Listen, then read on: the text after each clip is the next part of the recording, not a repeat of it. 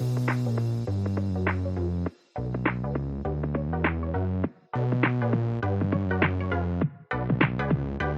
welcome everybody to another episode of Chris and Dave's Reality Cast. I am one of your hosts, Chris Phelps, and my co-host and very good friend is Mr. Dave Horrocks. Hey there, Chris. I'm so excited today because we thought we were dead in the water, didn't we?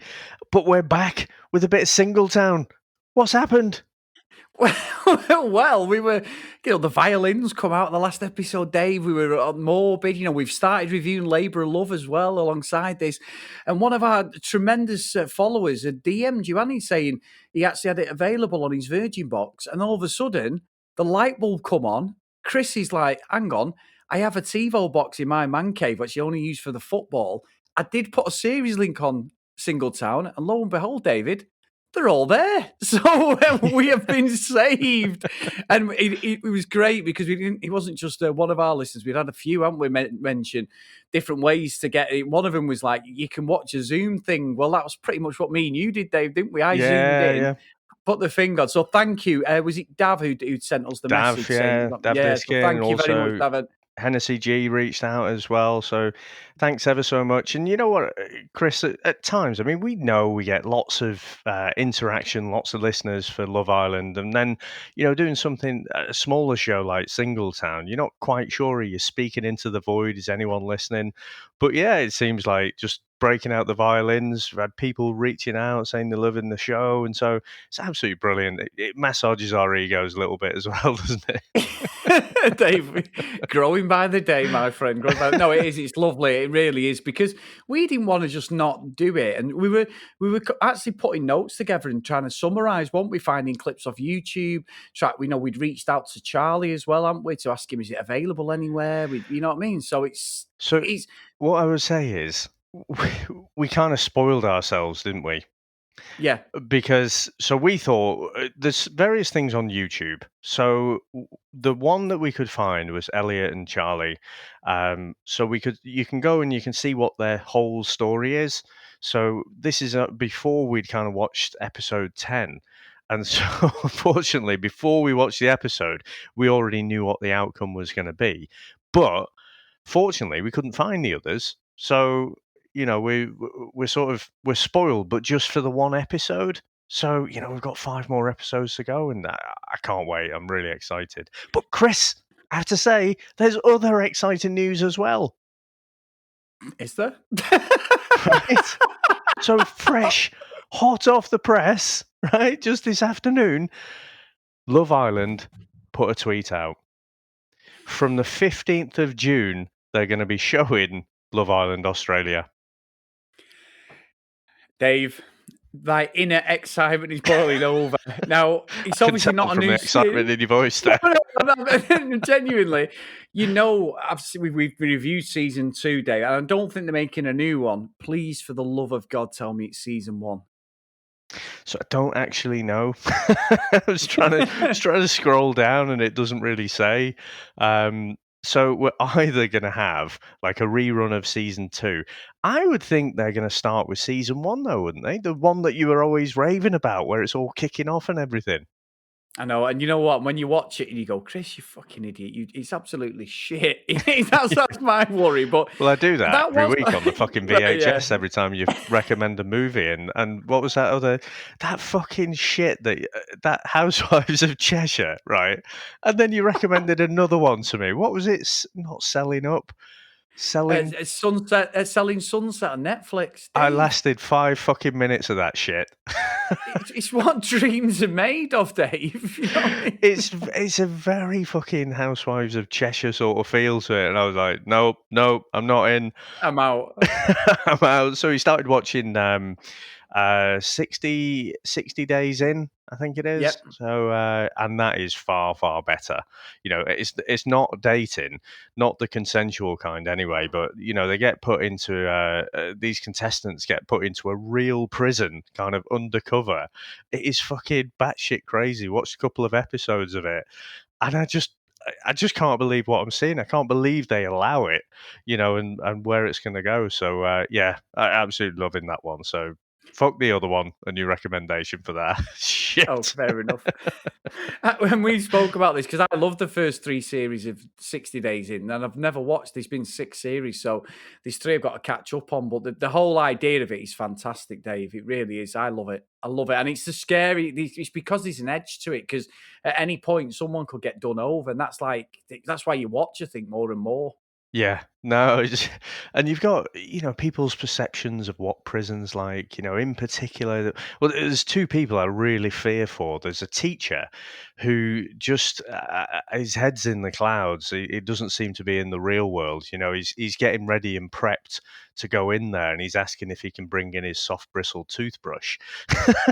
It's like, are you really getting this? And then there's like this little sort of dainty 25-year-old mum who's got this perception that prison's really easy. It's like basically a holiday camp and everything, and it's like, oh fucking hell, these guys might really be in trouble. So yeah, no, definitely. If you want something a bit different, 60 Days In on Netflix, that's another good one to watch as well.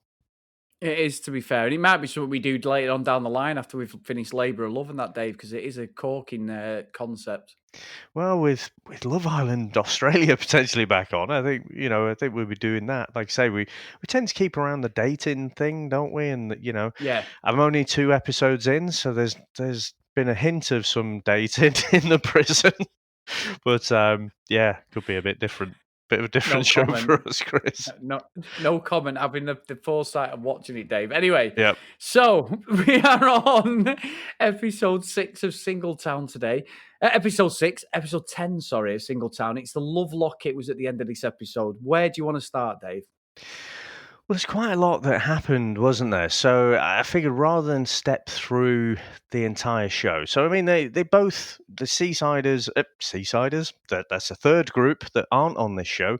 The Riversiders and the Citysiders, both got to go out on a night on the town. Leading up to that, they're stressing a bit about this love locket ceremony. So they all seem quite stressed. And in following with what we'd said in episode 9, Jeremiah seems like a completely different person from the one we met in episode 1. He seems genuinely concerned about how he's coming across and taking Selin's feelings into account. But there was some other behaviour. Now, what I figured, Chris, is if we start with the love locket ceremony, so start at the end kind of thing, and then we'll go through each couple and then what their kind of highlights were through the episode. So a little bit different. So, I mean, we started off with Meg and Nat. Now, I'll say straight off the bat, Chris, that Meg has a superpower that she can shoot down any bloke and any chat-up line that comes her way flat dead within 2 or 3 sentences, I think. Nat, on the other hand, has a slightly different approach, doesn't he? He's a bit more open, I think. What do you make of Nat's highlights through the episode? Dave, he's not a bit more open. He just doesn't give a shit about anybody but himself. And when they were doing the love locket ceremony and he was giving Megan the puppy dog eyes, I'm really sorry, I've messed up. That didn't look to me like that was the first time he'd said that to her. She looked absolutely broken. He went, have you kissed someone? And she went, no, I haven't. And it's like, he doesn't care. When them 2 girls were there, and that girl went, well, you get us as a package. Fucking all the dollar signs were going. He was fucking wondering how many fucking packs he had in his wallet. He didn't give a fuck about Megan. And I think and then he was showing remorse. But then in the VT after the love locket, because obviously they both picked to stay in, there was no hearts in the locket. He was like, well, I'll do what's best for me. And I'm like, you're just like a walking contradiction. You're telling her you're sorry, but the next minute you go, don't want to give a shit. If I think it's right, I'm going for it. It's like, just cut your losses. He's not interested. They're never going to get back together, as far as I can see, unless there's an absolute coming to Jesus moment in these next 4 or 5 episodes. But he's literally just out for himself. And I actually think, as I do not like George one bit. I think his whole attitude, the aggressiveness of his thinking, but I actually think in some respects Nat is worse, to be honest, Dave. Yeah, I mean, Nat had been on a few dates with, was it Ellis, the lady, the brunette from Essex. But as soon as, like you say, the 2 blonde girls, they're like, "What's your type?" "Oh, yeah, blonde." Yeah, all right. The ones who are stood in front of me. But yeah, he ended up snogging the face off Danielle. To me, he looked genuinely remorseful, like a little naughty schoolboy or something. But you're right. I don't think that's maybe the first time that he's said that. But on the flip side, Chris, it is Singletown, and so is he not just embracing it? Dave's been he has been embraced. Yeah, all right. Playing devil's advocate, he may be embracing it, but And why anything would he you can get then? his hands on. And anything else he can get his hands on, yeah. But very good. You're right.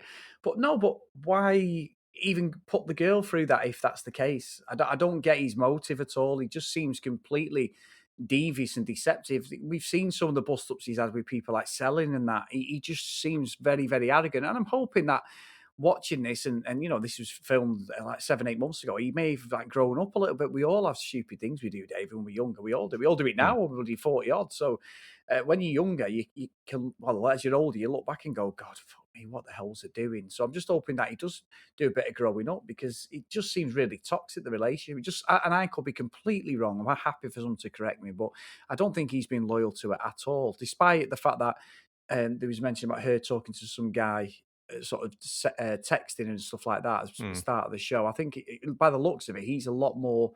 He's been a lot more unfaithful than she has.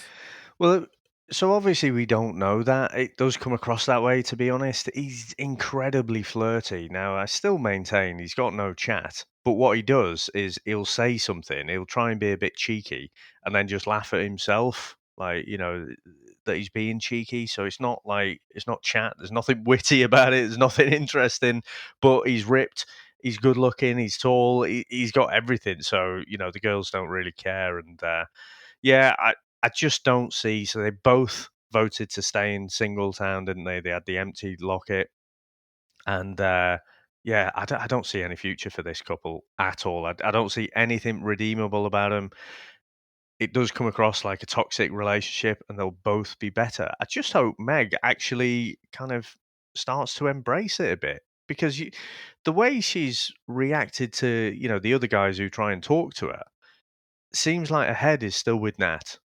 Even though she Yeah. knows really that there's no hope with this, I think.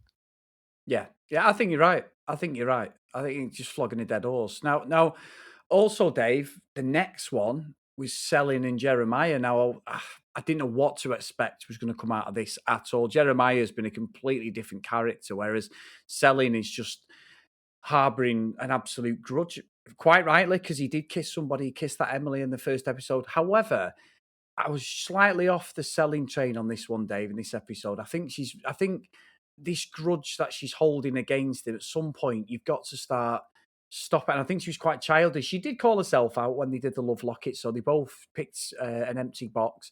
And she said, I want a real man. I've been a woman to you for 7 years, blah, blah, blah. But then she really, it's like a dog with a bone. So I think when you piss her off, Dave, it takes literally the thawing of the fucking the icebergs for it to actually come round, because I just think it's becoming a bit of a broken record now. We're 10 episodes in. It's like, if you want him, she obviously does. Everything revolves around getting one over on him. Just do it. That's it. You either draw a line in the sand and split up, or you try and make a go of it. I'm not saying he's innocent at all, but he does seem to be making more of the effort at the moment. Yeah, I agree, and it's not like women to hold a grudge, is it? I didn't say that, Dave. Yeah, fucking hammered. I Come on, couldn't Dave, you're going to resist. get hammered, yeah. I couldn't resist that one. I was just 1-star review coming right up. Yeah. They don't understand women. We've already had that review, Dave, and they're I fucking know, I right. We know. don't. So yeah, no, I agree. I think she's come across as childish. I don't actually know what Jeremiah could do any different, and that's not to say that I think he's been an angel. We've called it out, haven't we? In those early episodes, he was bang out of order, but then to go through one love locket ceremony, and then pretty much not put a foot wrong after that. I think she's either got to make her mind up. Is she just going to beat him up forever, you know, Yeah. or are they actually going to move on? And I'm not convinced they're going to move on just yet. But I mean, Jeremiah seemed, he was genuinely nervous, wasn't he? Building up to it, he met that girl Charlotte, and that he'd been on the date with the O2 and that. and she was even saying, he just doesn't seem interested, does he? He's Yeah. not into it at all. So just go with selling. So leading up to it, I wasn't sure if he was going to stay or go, but yeah, they both opted to stay. I mean, they are an interesting couple, aren't they? Because I can't really call it. Which way is it going to go? But yeah, I just. Which way do you think it's going to go, Chris? If I'm a betting man at the moment, I don't think they'll be together. I think he's going to pick a heart and she isn't. Now, what happens over the next 4 or 5 episodes, I honestly don't know. But I think you've, like I say, you've got to draw a line in the sand. At the moment, I'd say no, Dave. Yeah. I think. Yeah, I think I'd be inclined to agree, to be honest. So yeah, let's go with they're not. Yeah. Now the next ones up were Rob and Claudia. Now again, I'm not sure I can call these either. This is a bizarre couple, and again, coming back to a comment I'd made a few episodes ago. What came across on episode 1, apart from I would say Jeremiah and Selin, and what we'll talk about in a minute, there's another couple which I was a bit surprised about the outcome. These Rob and Claudia seem to have carried on the trajectory right from episode 1. So in episode 1, it came across to me that Rob didn't actually really want to do this. It was Claudia who was all in for it, and for whatever reason wanted to do it. And even at the end of that first episode, when she saw him talking to some girl, she's all tears, but then she just wants to enjoy herself, and she's saying on her own she's got the confidence and stuff. She's going on the date. She went on the date with Bailey. I'm not sure about this Bailey chap. What his deal is. He's saying about if she's not interested in Rob, he's got a spare room, she can move in there. Just there's something off about Bailey for me. But what do you make to Rob and Claudia? Well, Rob, he'd had a call with his parents, Annie, earlier in the show, and he was crying then. And then when you watch the dates and everything, and the love locket ceremony, he picked the heart, Claudia didn't, and he was devastated, wasn't he? And then Yeah. obviously she got upset, and Emily came in and hugged her. And I've got to say, Dave, and I know I've been hard on her. Emily, we played a blinder, but also pissed me off her and Joel, because I also think once the couples make a decision on what they're going to do and they walk off, or they've got to stand there and they go, right, you can go, they're so patronising. They're so unconvincing that they give a shit about what's happening in these couples. It's just like, give me my fucking paycheck. I'll pretend I'm really interested, because they're not interested one fucking bit. The only time I thought they were really being themselves was the last couple, which we'll get onto when the outcome came. That was pretty sweet. But other than that, don't give a fuck. And when she was doing impressions of them all, I was like, Joel, she just sounds nothing like him. Her mum's an impressionist, a comedian. She's not. I was like, Emily, please be quiet. So I'm sorry, Dave. I've really got it in for them both. They were really pissing me off this episode. It was just so insincere. I think you have. But where do you think, it's clear Rob is gutted. He's in tears when he, like you say, when he was on the phone to his parents. Where do you think Claudia is, though? What do you think she actually wants to happen? What's the outcome she's looking for from this experience? I'm not sure, because I actually quite like Rob. I wasn't sure of him in the first episode, but I think I've said to you before, he seems like a voice of reason. He's very upfront. He's very honest. He seems to analyse stuff very well. Even his own relationship, he said he doesn't want to go on any more dates. He just wants her. I don't know, Dave. I don't know if she's just bored of him. And it's like, I just want something else. I want to be with somebody else. I want to experience something else, because I don't know what, in a real world situation, he can offer. Obviously, we don't know what's happened before off camera or anything. She's obviously, I think slightly, Dave, I'll be honest with you, I think she's suffering with a bit of depression as well, because some of the things she's saying are pretty much trigger words for there is other issues there. So I'd hate to think she was going through something, but I just don't know what she really wants, to be honest. I don't know about depression, but it comes across as a huge lack of self-esteem to me.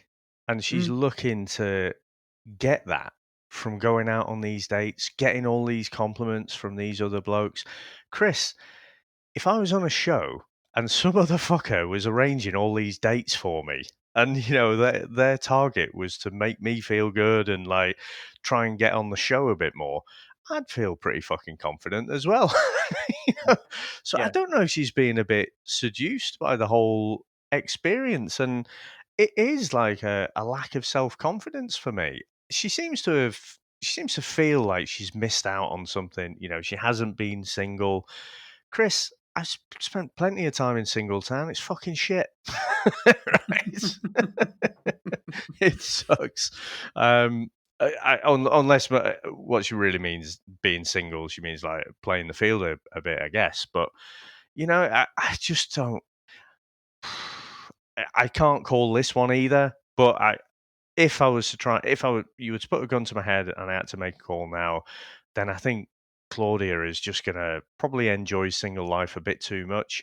Get out in the real world and find out it's not quite that easy as when you've got a couple of people setting up all your dates for you.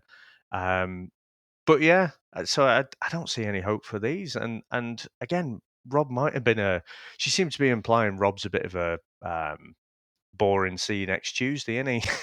Yeah. So I don't know. I just think he just seems like a salt of the earth bloke to me. Pretty Yeah. straightforward. Wears his heart on his sleeve. And yeah, I feel a bit sorry for him, to be honest. Yeah, I did. I felt sorry for him. However, Dave, we move on to the next couple. George, fuck me. Honestly, I can't feel anything for this kid at all. He goes about his business in a completely wrong fucking way. It's an absolute farce. We go together, the love Locket thing. He's already gone on that date with that girl again, getting more information about Mason. What was her name? Maureen. It was. Maureen, Yeah. and he's just he's just not a nice person. I'm sorry, he's not. You know what? I still say these sort of dating shows, if I'd have been watching these when I was younger, I think this would have helped me. I think just navigate life and not just romantic relationships, but relationships in general. I think through life, I've kind of learned things through trial and error, but learning from other people's mistakes is quite handy as well. George feels like the victim in all of this. But like you said, he's going about it in completely the wrong way. It was so transparent. The only reason he went on that date with Maureen was to basically pump her for information, pun intended, Yeah, about Mason. but then snogged her, and then had the audacity to have a go at Sophie. He snogged about 2 or 3 girls in this whole experiment. Yeah, with his shirt on when he went for the first date with Sophie, and so Yeah, exactly. it was just fucking strange. And he gets even when he was talking to Maureen though, I was a bit surprised that she did snog him because he was still sort of saying about I need to know that there's a nice person that's going to be with her. Bullshit! You don't fucking care. You just want her back and you just want some ammunition to throw at her so you can kill off that relationship. Hopefully, be that shoulder to cry on, make her feel fucking shit about herself so that she comes back to you. That is grade A fucking manipulative behavior. And it's not necessarily, I'm not going to hold it against him as a person, right? I think he'll look back at this and realize, that is not the way to behave. And hopefully he'll learn from it. But yeah, he's coming across like a bit of a twat at the minute, isn't he? Fucking hell, yeah, just a little bit. And you're right. He said it, didn't he? He was like, "Well, I just need to know." And she's like, "It's not your decision what she's going to do. She'll find that out for herself." And he's Yeah. like, "Well, I'll tell her. I'm going to tell." And then he did tell her. They get to love locket ceremony. And what gets me is she's dead sweet. She's got this like smile consistently, hasn't she? She's only 18. She's like, "Look, I just want you to be happy, blah, blah, blah." And he's like, "Yeah, okay." And then all of a sudden, he just switches to completely aggressive, doesn't he? Yeah. Once she bins him off and says, "Look, we're not right at the moment. If we get back together down the line." So she's giving him a little bit of a crumb. Whether that's right, I don't know. Whether it's just a case of she felt she had to. I think she probably should have just cut him off. But as soon as there was no way back, he just turned dead aggressive. He tells her about Mason and all that. And it's like, you're a fucking dick. And then after on the VT, he's going, "Oh, yeah, well, I'm going to be tonguing other girls as well. I'm single." I'm like, Yeah. you're a knobhead, mate. And whoever gets with you needs to have a serious look at themselves at the moment because you need to grow up, completely grow up. What he said was as well, he said, "You could have let me down easy like I let you." And it's like, what? When did Yeah. that happen? What are you talking about? Again, it irritates me, irks me, Chris, that they're in fucking Singletown, but they're not. This is Temptation Island, isn't it? You know, Yeah. they think they are coupled up. Otherwise, you wouldn't have a reaction like that. But to be honest, I think Sophie's head's gone with Mason anyway. It'll be interesting how that little bombshell, how that develops, and how that affects Sophie and Mason's relationship. But I think I don't know. Maybe in the outside world that's worked for people in the short term, but I can't see that's ever a good way to win someone back. No, I totally agree. It's absolutely farcical, and at the moment, I'm very much like he's coming in saloon, and it's like I don't at the door fucking hit you on the way out, mate, because he's just really, really not nice. I mean, Emily gave him a hug at the end, but she don't give two shits about him. I'm completely convinced she hates him, and it's all just like because he's on her side, sort of thing. But yeah. I mean, what we go from that, Dave, which was just a completely horrible, aggressive, toxic ending to the end of the show, which I think was pretty sweet, to be honest. So we've got Charlie and Elliot. Yeah. Now, again, producers playing with us a bit here because I couldn't call this one, and again, it seemed like one of those relationships that were just a bit too far down the road. You have to build those relationships on trust. If you don't have trust, you don't really have any good solid foundations to build anything long lasting on there. And Elliot went on another date with Mitch. And I think Mitch was starting to get a bit a bit irritated slightly by Elliot constantly going on about Charlie. But in trying to kind of reassure Mitch, Elliot's basically saying, well, I think you could be my soulmate, using some pretty strong wording. And, at that point in the first half of the show, in fact, right up until the ceremony, I'm thinking, yeah, Elliot's gone.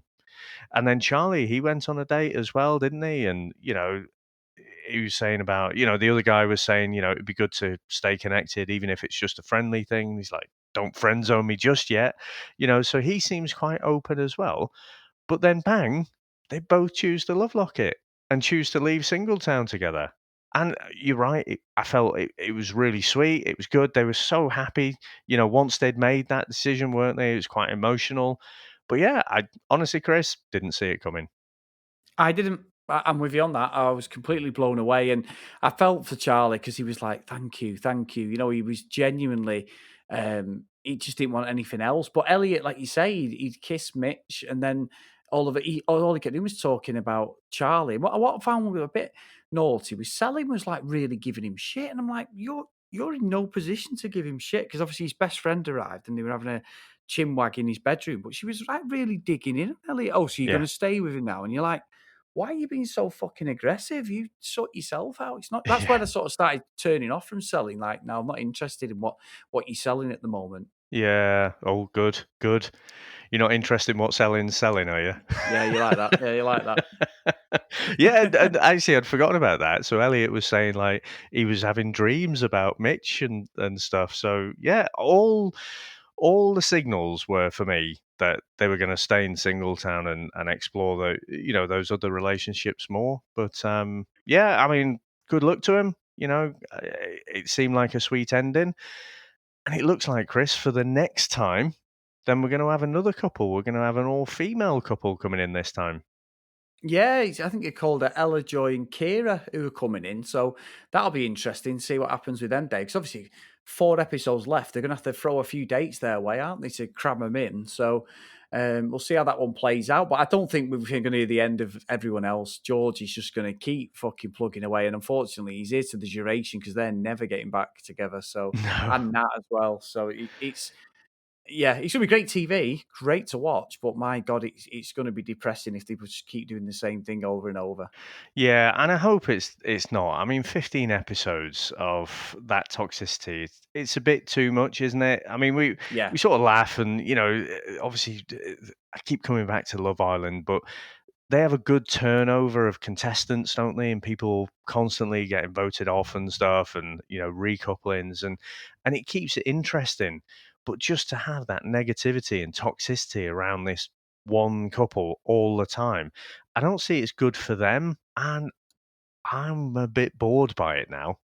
yeah, yeah, me too, me too. But It has been better days since it's got to the halfway point. I must admit, it's becoming a lot more enjoyable. He seems to have found a bit of a rhythm now, which is good. Yep. Well, mate, it has been a pleasure again. I didn't think we'd be able to record this episode, but it's been brilliant too. And so for episode 11, I'll see you on Zoom again. Yeah. So, guys, thank you so much for getting in contact with us. We really appreciate everyone reaching out, because it would have been possible for us to finish this series, and we're damn well we're going to finish it in the next week or so. So, as always, if you've got any questions, you want to throw anything our way, at cdrealitycast on Twitter, cdrealitycast@gmail.com. And as always, drop us a review if you can on your podcast catching up. Okay, Dave, so I'll see you on Zoom tomorrow, my friend. Bring the popcorn. Oh, aye. It's going to be good. All right. See you tomorrow, mate. Bye now. Bye.